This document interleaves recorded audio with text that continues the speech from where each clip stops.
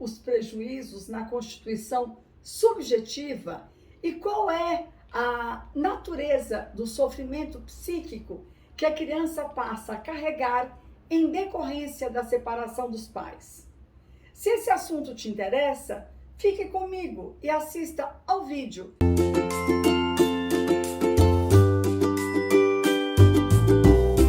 Olá pessoal, bem-vindos a mais um vídeo do Infinito Afeto, canal criado para que, sempre atravessados pela psicanálise, fosse possível dialogar, pensar e repensar sobre assuntos contemporâneos que tanto impactam pais e crianças da primeiríssima e primeira infância. Hoje o assunto é as dores dos filhos do divórcio. Muito mais importante do que se preocupar com as questões do casal que quer se separar, é se preocupar com a dissolução da família constituída pelo pai, pela mãe e pela criança, e com os efeitos produzidos nos filhos com a separação dos pais. Até o momento da separação, a criança se via como resultado do amor entre os seus pais e não como um produto anônimo. No entanto, quando há uma separação, as crianças logo se perguntam: quem sou eu para os meus pais? Qual é o meu papel e o que eu represento para eles? Sabemos que para a criança, a separação resulta em uma situação traumática que causa muito sofrimento, cujos prejuízos podem subsistir por muito tempo. Independentemente da separação ser ou não reconhecida como sendo a melhor saída para o casal, a amargura para as crianças é inominável e, portanto, elas são as que mais sofrem em razão dos poucos recursos que têm para entender o que de fato está acontecendo.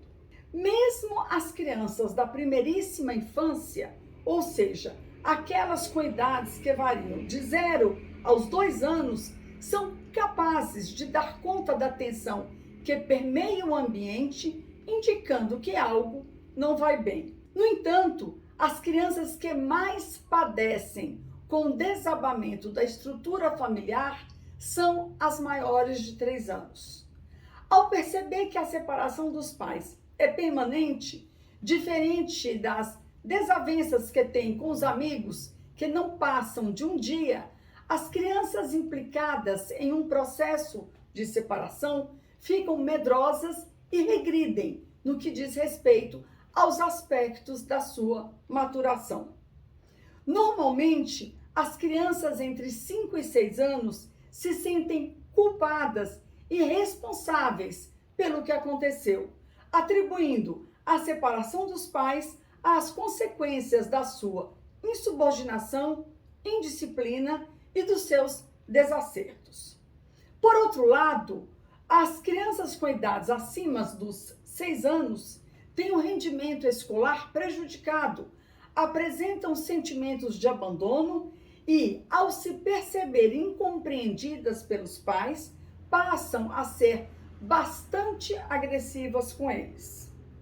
Mesmo que tenham maturidade para compreender um pouco mais sobre o que deu origem à separação, os efeitos perversos originados pela solução encontrada para os problemas entre seus pais se abatem sobre elas de formas incontestáveis.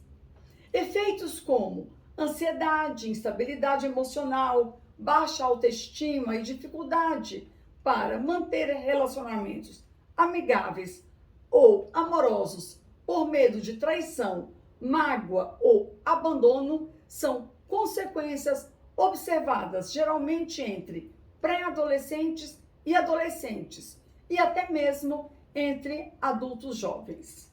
É o afeto proveniente da presença dos pais que permite à criança construir e ocupar imaginariamente, simbolicamente, um lugar privilegiado no desejo do outro, no desejo dos pais. A privação precoce dessa experiência retorna sob a forma de uma diversidade de sintomas na medida em que prejudica ou até mesmo impede a construção deste lugar imaginário e necessário ao desenvolvimento da vida social da criança.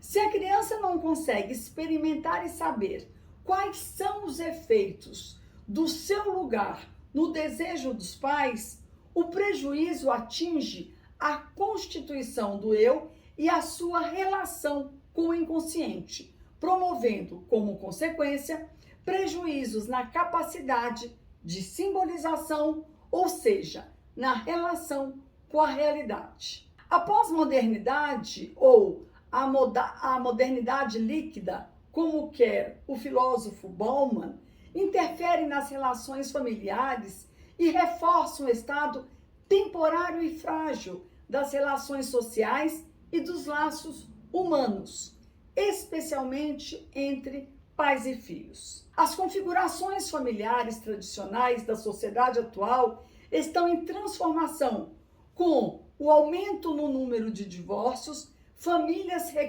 reconstituídas e relacionamentos instáveis.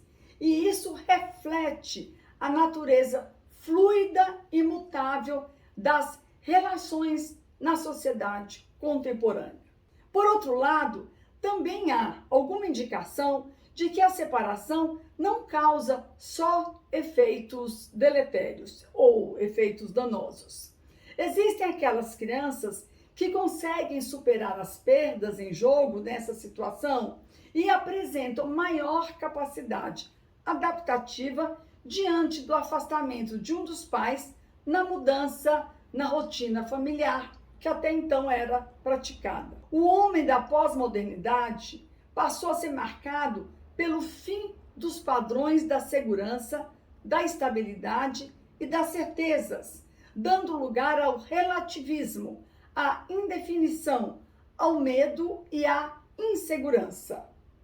Apesar da sensação de liberdade individual ter sido atingida, dando a impressão que todos podem se considerar mais livres para agir conforme seus desejos, essa liberdade não garante necessariamente um estado de satisfação. Ela também exige uma responsabilidade por esses atos e joga para as pessoas a responsabilidade pelos seus problemas. E fica aqui uma reflexão a ser feita.